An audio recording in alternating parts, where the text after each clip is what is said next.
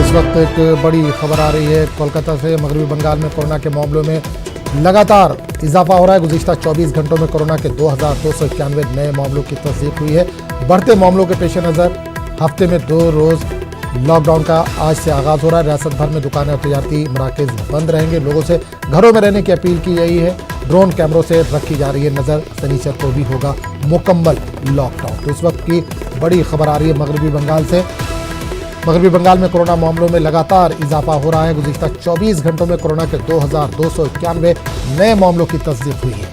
बढ़ते मामलों के पेश नज़र हफ्ते में 2 रोज़ा लॉकडाउन का आज से आगाज़ हो रहा है। रियासत भर में दुकानें और तजारती मराकज़ बंद रहेंगे। लोगों से घरों में रहने की अपील की गई है। ड्रोन कैमरों से पूरी तरह से हालात पर नज़र रखी जा रही है। शनिचर को भी मुकम्मल लॉकडाउन रहेगा।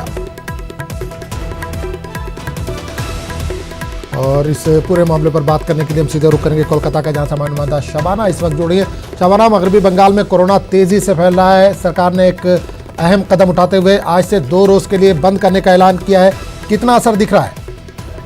देखिए, 2 रोजा बंद का ऐलान किया गया है और आज से इसकी शुरुआत हो रही है।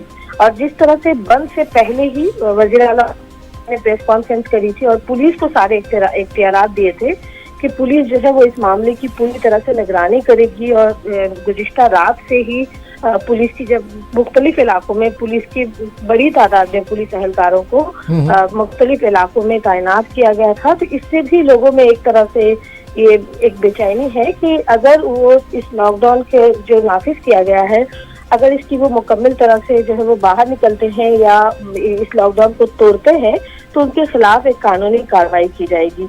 इस तरह से लोगों में इस तरह की एक बेदारी मुहिम चलाई गई है। और अभी तक जिस तरह से हम देख रहे हैं कि बाजार बंद है, बिल्कुल पुलिस का पहरा सख्त है और मुख्तलिफ इलाकों में, खासकर जो मटिया बुरुज का इलाका है, घनी आबादी है उस इलाके में, वहाँ पुलिस की तरफ से जो है वो मार्च किया जा रहा है। पुलिस अफसरान है, बड़े अफसरान है, वो मुख्तलिफ इलाकों की निगरानी कर रहे हैं। तो ज्यादा से ज्यादा लोग किस तरह से घरों में रहें, बाहर ना निकले, भीड़ जमा ना हो, क्योंकि सबसे बड़ा मसला था कि जिस तरह से कोरोना के मरीज बढ़ रहे थे।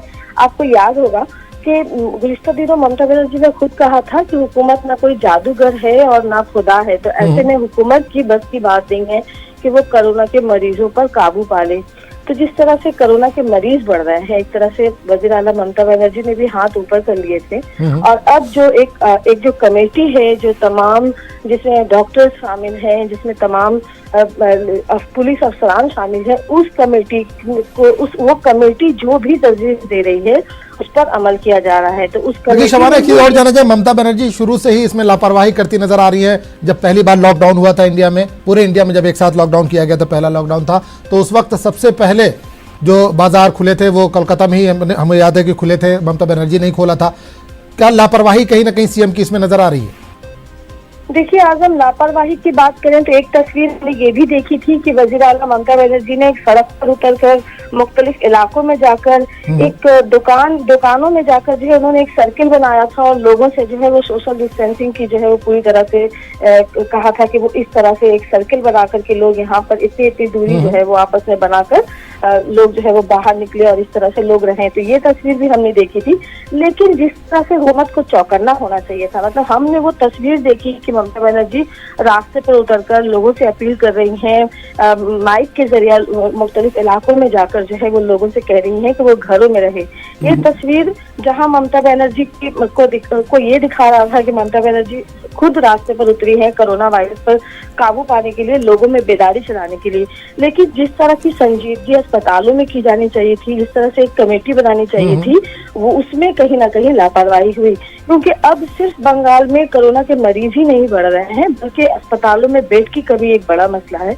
और कई ऐसे मरीज हैं जिन्हें बेड न मिलने की वजह से उन्हें घरों में रहने की हिदायत दी जा रही है। वो घर में रहकर अपना इलाज करा रहे हैं, जिसकी वजह से पूरा इलाका जो है वो मुतासिर हो रहा है।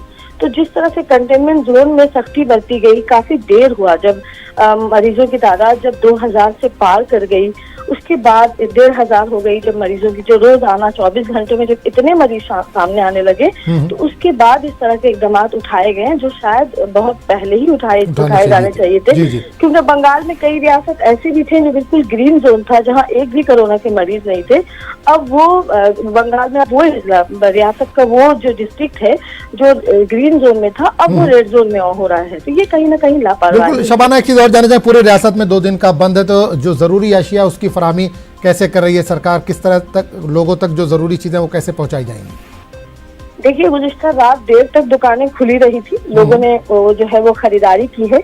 और जो कंटेनमेंट जोन है, जहां 9 जुलाई से 31 जुलाई तक जो है वो सख्त लॉकडाउन है वो जारी है, वहां कोलकाता कारपोरेशन की तरफ से तमाम लोगों को जो है वो उन इलाकों के लोगों को जो कंटेनमेंट जोन में आते हैं, लोगों को जो है वो जरूरी अशिया पहुंचाई जा रही है।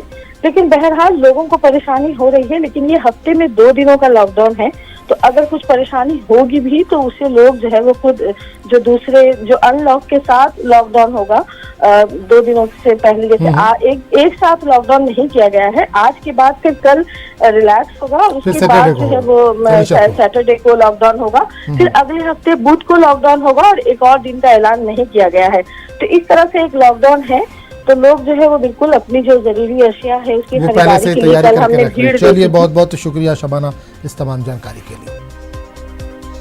फिलहाल वक्त हो चला छोटे से ब्रेक का, ब्रेक के बाद फौरन